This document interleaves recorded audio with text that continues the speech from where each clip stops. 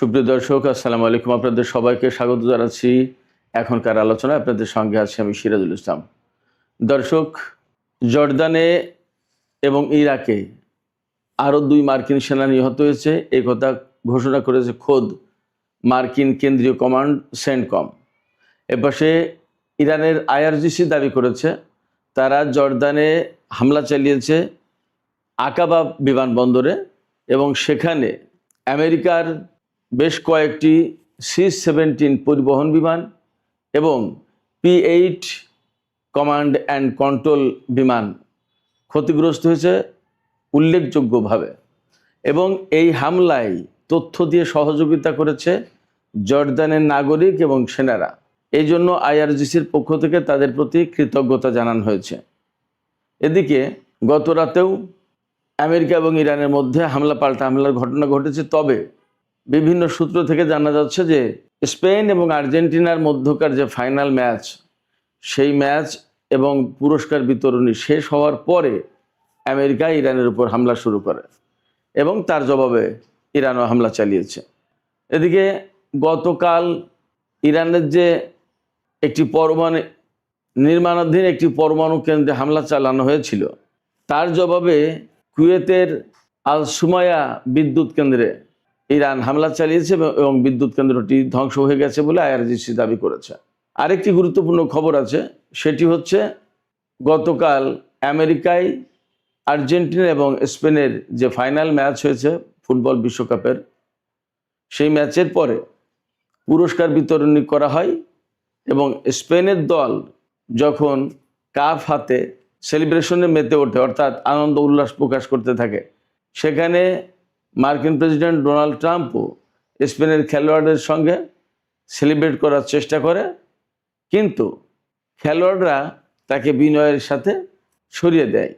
অর্থাৎ স্পেনের খেলোয়াড়রা ডোনাল্ড ট্রাম্পের সাথে তাদের কাপ জয়ের যে আনন্দ সেটা উদযাপন করতে চায়নি। সুপ্রিয় দর্শক, এছাড়াও আরও বেশ কিছু গুরুত্বপূর্ণ খবর থাকবে।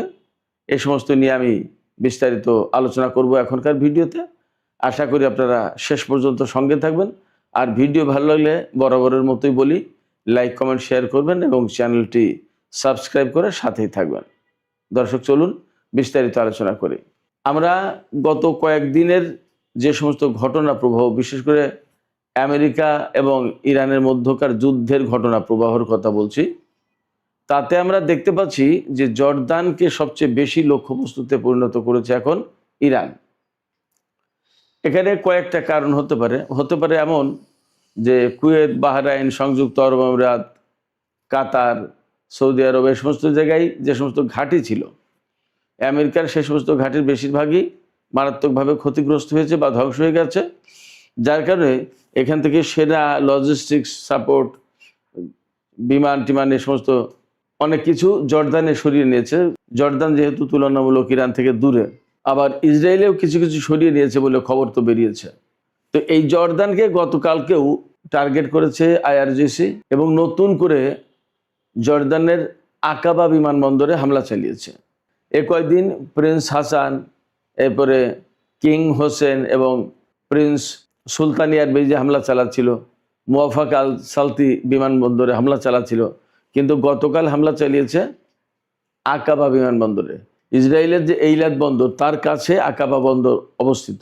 এই আকাবা বন্দরের পাশেই আকাবা বিমানবন্দর আছে জর্দানের, সেখানে হামলা চালিয়েছে এবং আইআরজিসি দাবি করছে যে তাদের এই হামলায় বেশ কয়েকটি C-17 পরিবহন বিমান, মার্কিন পরিবহন বিমান, বড় বড় বিমান ক্ষতিগ্রস্ত হয়েছে বা উল্লেখযোগ্যভাবে ক্ষতিগ্রস্ত হয়েছে এবং বেশ কয়েকটা P-8 কমান্ড অ্যান্ড কন্ট্রোল বিমান ধ্বংস হয়েছে। এই বিমান দিয়ে অন্যান্য বিমান অভিযান পরিচালনা করা, আকাশের কমান্ড অ্যান্ড কন্ট্রোল এগুলো পরিচালনা করা হয়। মানে শত্রুপক্ষের উপরে বিমান হামলার জন্য অথবা ক্ষেপণাস্ত্র হামলার জন্য বা আকাশ প্রতিরক্ষার ক্ষেত্রে এই কমান্ড অ্যান্ড কন্ট্রোল বিমান একেবারে স্বতন্ত্র একটা কমান্ড সেন্টার হিসেবে কাজ করে। এই বিমান কয়েকটা নাকি ধ্বংস করেছে আইআরজিসি বলছে। এবং আইআরজিসি এখানে চমকপ্রদ দাবি করেছে, যেটা উল্লেখযোগ্য সেটা হচ্ছে যে তাদের এই হামলার আগে জর্দানের নাগরিকরা এবং জর্দানের সামরিক বাহিনীর লোকজন আইআরজিসিকে তথ্য দিয়ে নাকি সহযোগিতা করেছে, এবং এই জন্য আনুষ্ঠানিকভাবে বিবৃতি প্রকাশ করে আইআরজিসি জর্দানের বেসামরিক নাগরিক যারা এই তথ্য দিয়ে সাহায্য করেছে এবং জর্দানের সামরিক বাহিনীর যে সমস্ত সদস্য তথ্য দিয়ে সাহায্য করেছে তাদেরকে কৃতজ্ঞতা জানিয়েছে একেবারে আনুষ্ঠানিক বিবৃতির মাধ্যমে। এটা কিন্তু ভেরি বিগ ডেভেলপমেন্ট। আইআরজিসির দাবি যদি সত্যি হয়, এবং ধরে নিচ্ছি অবশ্যই আইআরজিসির দাবি সত্যি, কারণ অহেতুক এই কথা বলার তো বিশেষ কোনো কারণ আছে বলে মনে হয় না। এপাশে মার্কিন সামরিক বাহিনীর জন্য আর একটা বিপর্যয়কর খবর আছে। মার্কিন সামরিক বাহিনী যে কেন্দ্রীয় কমান্ড সেন্টকম, তারাই এই খবর জানিয়েছে বিবৃতি দিয়ে, আনুষ্ঠানিক বিবৃতি দিয়ে, যে জর্দানে এবং ইরাকে আরও 2 জন সেনা মারা গেছে। জর্দানে আমরা গতকালকের ভিডিওতে যে খবর দিয়েছিলাম যে 2 জন সেনা নিহত হয়েছে এবং একজন নিখোঁজের কথা বলছে, এবং আমি সেই ভিডিওতে বলেছিলাম যে ইরান জানিয়েছে অনেক সেনা একেবারে চূর্ণ বিচূর্ণ হয়ে গেছে, তাদেরকে চেনা যাচ্ছে না। ঠিক এই কথাটাই জানিয়েছে সেন্টকম, যে তারা আর একজন সেনাকে মানে চূর্ণ বিচূর্ণ টুকরো টুকরো হয়ে গেছে এইরকম একটা দেহ অবশেষ তারা উদ্ধার করেছে, কিন্তু তার নাম পরিচয় কিছু শনাক্ত করা, চিহ্নিত করা যাচ্ছে না, চেনা যাচ্ছে না, একেবারে মানে আনআইডেন্টিফাইড বলছে। জর্দানের সামরিক ঘাঁটিতে আনআইডেন্টিফাইড লোকজন কোথা থেকে আসছে? সবই তো মার্কিন সেনা তারা, কিন্তু তাদের চেনা যাচ্ছে না। কারণ 2টা কারণ হতে পারে। একটা হচ্ছে যে ক্ষেপণাস্ত্রের আঘাতে এই সমস্ত সেনার লাশ বা দেহ একদম ক্ষতবিক্ষত টুকরো টুকরো হয়ে গেছে, এটা একটা কারণ হতে পারে। আরেকটা কারণ হতে পারে যে আগুন ধরে পুড়ে গেছে, তাদেরকে আর শনাক্ত করার মতো অবস্থা নেই। যাই হোক না কেন, জর্দানে যে মার্কিন সামরিক বাহিনীর জন্য বড় রকম বিপর্যয় সৃষ্টি করেছে ইরানের সেনারা, এটা একদম পরিষ্কার। এবং জর্দানে এই বিপর্যয় সৃষ্টি করার পরেই কিন্তু ইরানের উপর তারা প্রতিশোধমূলক ব্যাপক হামলা চালানোর চেষ্টা করেছে। বাট ফ্যাক্ট হচ্ছে যে আমেরিকার পক্ষ থেকে ইরানকে এখন ধসিয়ে দেওয়ার মতো অবস্থা আর খুব একটা দেখা যাচ্ছে না, সেই রকম সক্ষমতা তাদের নেই। কারণ আঞ্চলিক বেশিরভাগ ঘাঁটি মার্কিন সামরিক বাহিনীর যে সমস্ত লজিস্টিক্স, তারপরে ক্ষেপণাস্ত্র প্রতিরক্ষা ব্যবস্থা, ক্ষেপণাস্ত্র ছোড়ার লঞ্চার, বিমান টিমান, এগুলো অনেক কিছু ধ্বংস হয়েছে, বড় রকমের বিপর্যয় পড়েছে মোটামুটিভাবে, এটা আপনারা নিশ্চিত থাকুন। এই বড় রকমের বিপর্যয় পড়ার পরেই এই অঞ্চল ছেড়ে জর্দান এবং ইসরায়েলের দিকে চলে গেছে। এখন মূলত যুদ্ধটা হয়তো বা বেশিরভাগ ক্ষেত্রেই সীমাবদ্ধ থাকবে ইরানের সাথে জর্দান এবং ইসরায়েল ওই এলাকায়। সৌদি আরব যদি এখন এখানে ঘাঁটি এবং ভূখণ্ড দিয়ে মার্কিন বাহিনীকে হামলা চালানোর জন্য সহযোগিতা না করে, তাহলে আমেরিকাকে এখন যুদ্ধ করতে হবে সম্ভবত জর্দান ইসরায়েল ওই এলাকা থেকে। যাই হোক, আমি আবার ফিরে আসি ইরাকে মার্কিন সেনা এবং জর্দানে মার্কিন সেনা নিহতর খবরে। তো জর্দানে মার্কিন সেনা নিহতের ব্যাপারে ইরান কিন্তু দাবি করেছে যে বহু সেনা মারা গেছে। আমেরিকা তো বলছে 2 জন, এখন 3 জনের কথা স্বীকার করলো, কিন্তু ইরান বলছে যে সেখানে বহু সেনা মারা গেছে। এবং আমার কাছে মনে হচ্ছে যে দেখেন, যে সেনা মারা গেছে টুকরো টুকরো হয়ে অথবা পুড়ে গেছে, সেখানে আরও 2 জন মারা গেছে, তো মাত্র 3 জন সেনা ছিল সেখানে। বলা হচ্ছে যে একটা মেসের ভেতরে হামলা হয়েছে, একটা ডাইরেক্ট ক্ষেপণাস্ত্র হিট করেছে, এবং এই সমস্ত ক্ষেপণাস্ত্রগুলো সব ব্যালিস্টিক এবং বড় বড় ক্ষেপণাস্ত্র। কমপক্ষে ওয়ারহেডের ওজন হচ্ছে 1,500 কিলোগ্রাম, তার মানে 1.5 টন। 1.5 টন মানে কি? 37.5 মন ওজন। তা যদি বিস্ফোরিত হয় তাহলে কি হয়, ধ্বংসযোগ্য কি পরিমাণে হয় আপনারা কল্পনা করুন। এবং ইরান বলেছে যে গতকাল যে আকাবা বিমানবন্দরে হামলা হয়েছে, সেখানে অনেকগুলো KC-17 এবং P-8 কমান্ড অ্যান্ড কন্ট্রোল বিমান ধ্বংসের পাশাপাশি কয়েক ডজন মার্কিন সেনা নিহত হয়েছে, ইরানের দাবি এটা। তো আমরা জানি না, তবে মোটামুটিভাবে আন্তর্জাতিক বিশ্লেষক এবং গণমাধ্যমে এই কথা বলা হচ্ছে, বহু সেনা মারা গেছে গত কয়েকদিনে ইরানের হামলায়, কিন্তু আমেরিকা তা স্বীকার করছে না সব। এখানে আর একটা লক্ষণীয় ব্যাপার, সেটা হচ্ছে ইরান যেভাবে হামলা চালাচ্ছে এবং যে কৌশলে এই পর্যন্ত যুদ্ধটাকে এনেছে, সেটা হচ্ছে যে মধ্যপ্রাচ্যে আমেরিকার যে সমস্ত সামরিক সরঞ্জাম হামলার কাজে এবং হামলা প্রতিহত করার ক্ষেত্রে ব্যবহৃত হচ্ছিল, এই ধরনের সামরিক সরঞ্জাম সব ধ্বংস করে দেওয়ার চেষ্টা করেছে ইরান। এতে সুবিধাটা হবে কি, যখন ইরান চূড়ান্ত অভিযান শুরু করবে, ইরান তো বলছে যে আমাদের চূড়ান্ত অভিযান একদম 0 আওয়ারের কাছাকাছি, যখন চূড়ান্ত অভিযান শুরু করবে তখন আমেরিকা কিন্তু ইরানের এই হামলা আর মোকাবেলা করতে পারবে না, প্রতিহত করতে পারবে না। কারণ ততক্ষণে তো তাদের ইন্টারসেপ্টর শেষ, বা যে সমস্ত ক্ষেপণাস্ত্র প্রতিরক্ষা ব্যবস্থা বা আকাশ প্রতিরক্ষা ব্যবস্থা দিয়ে, যেগুলোকে দিয়ে ইরানের ড্রোন, ক্ষেপণাস্ত্র বা বিমান হামলা যদি চালায়, এগুলো যে ঠেকাবে, সেগুলো যদি ইরান মোটামুটিভাবে ম্যাক্সিমাম ধ্বংস করে দিতে পারে, তখন আমেরিকার জন্য আসলে একটা বড় রকম বিপর্যয় নেমে আসবে। এবং মধ্যপ্রাচ্যের বিভিন্ন দেশে ইরান এতদিন কষ্ট করে এই কাজটাই করেছে, আমেরিকার হামলা করার এবং হামলা ঠেকানোর এই 2 রকমের প্রতিরক্ষা ব্যবস্থা বা সামরিক সরঞ্জাম ধ্বংস করেছে।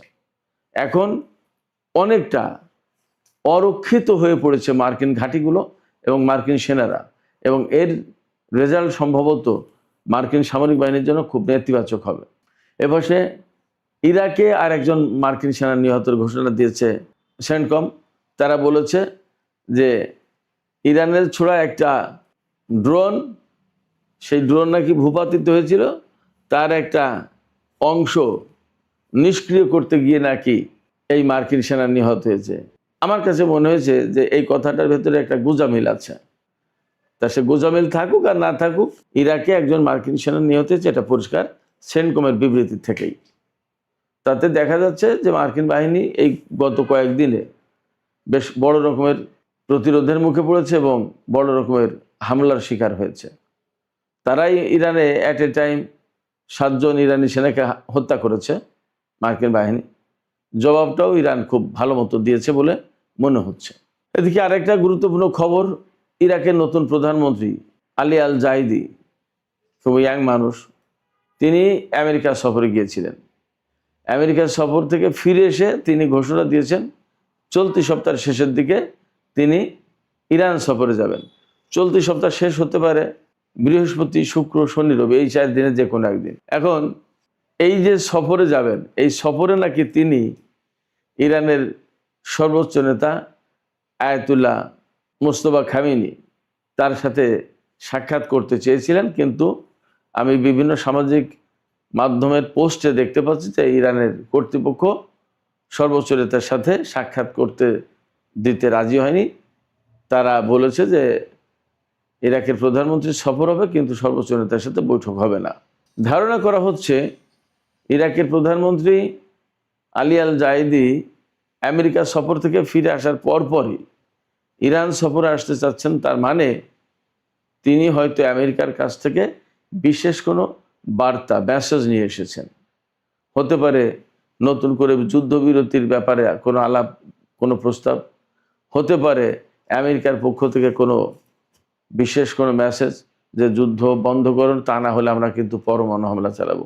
এখন আমেরিকার সামনে ইরানকে হুমকি দেওয়ার সবচেয়ে বড় অস্ত্র হচ্ছে পরমাণু অস্ত্র, এছাড়া আর কিছু নেই। অথবা আর কি হতে পারে আমি জানি না। তবে একটা ব্যাপার, ইরাকের সাথে আমেরিকার বহু সংখ্যক চুক্তি এবং সমঝোতা স্মারক সই হয়েছে এই সফরের সময়। এর সাথে ইরানের আবার স্বার্থ অনেক কিছু জড়িত থাকার কথা। তো কোন বিষয় নিয়ে আলোচনা হবে আমরা জানি না। তবে ইরাকের প্রধানমন্ত্রীর এই সফরটা যে ইরানের জন্য বা আন্তর্জাতিক রাজনীতি এবং আঞ্চলিক রাজনীতি, কূটনীতি এবং কৌশলগত অবস্থানের জন্য অনেক গুরুত্বপূর্ণ, সেটা বোঝা যাচ্ছে। দেখা যাক ইরাকের প্রধানমন্ত্রীর সফর আসলে কি হয় এবং কি কি খবর বের হয়। হয়তো তার আগে আরও নতুন কিছু তথ্য বের হবে, আমরা অপেক্ষা করি। এপাশে ইরানের একটি নির্মাণাধীন পরমাণু বিদ্যুৎ কেন্দ্রে হামলা চালিয়েছিল মার্কিন বাহিনী। এর জবাবে ইরান কুয়েতের আল সুমায়া বিদ্যুৎ কেন্দ্রে হামলা চালিয়েছে এবং বিদ্যুৎ কেন্দ্রটা ধ্বংস হয়ে গেছে বলে IRGC জানিয়েছে। একেবারে মারাত্মক রকমের ক্ষতিগ্রস্ত হয়েছে। এবং এই গত কয়েকদিনের হামলা, পাল্টা হামলার ঘটনায় যে সমস্ত বেসামরিক স্থাপনা ধ্বংস হয়েছে, তার ভিতরে পানি লবণাক্ত মুক্তকরণ স্থাপনা বা কেন্দ্র, বিদ্যুৎ কেন্দ্র, ইরানের রেল স্টেশন, রেল লাইন বা সেতু, সড়ক সেতু, এরপরে কয়েকটা বিমানবন্দরে হামলা চালিয়েছে, এইরকমভাবে ক্ষতিগ্রস্ত হয়েছে। আসলে আমি আবারও বলি, আমেরিকা এবং ইরানের এই হামলা পাল্টা হামলার ঘটনায় ইরান এবং মধ্যপ্রাচ্যের দেশগুলোর বেসামরিক স্থাপনাও কিন্তু অনেক ক্ষয়ক্ষতি হচ্ছে, ধ্বংস হয়ে যাচ্ছে। কিন্তু আমেরিকার মূল ভূখণ্ড এবং তাদের নিজেদের ব্যবসা কেন্দ্র, ঘর বাড়ি, অফিস আদালত সব কিছু অক্ষত থেকে যাচ্ছে। এই জিনিসগুলো মধ্যপ্রাচ্যের দেশ যত তাড়াতাড়ি বুঝবে তত তাড়াতাড়ি এই সংকটের সমাধান হবে বলে মনে করা হয়। সুপ্রিয় দর্শক, আপনারা সবাই জানেন গত রাতে আর্জেন্টিনা এবং স্পেনের ভেতরে বিশ্বকাপ ফুটবলের ফাইনাল ম্যাচ অনুষ্ঠিত হয়েছে এবং তাতে স্পেন জিতেছে। স্পেন জেতার পরে পুরস্কার বিতরণ হয়েছে, কাপ পেয়েছে স্পেনের খেলোয়াড়রা।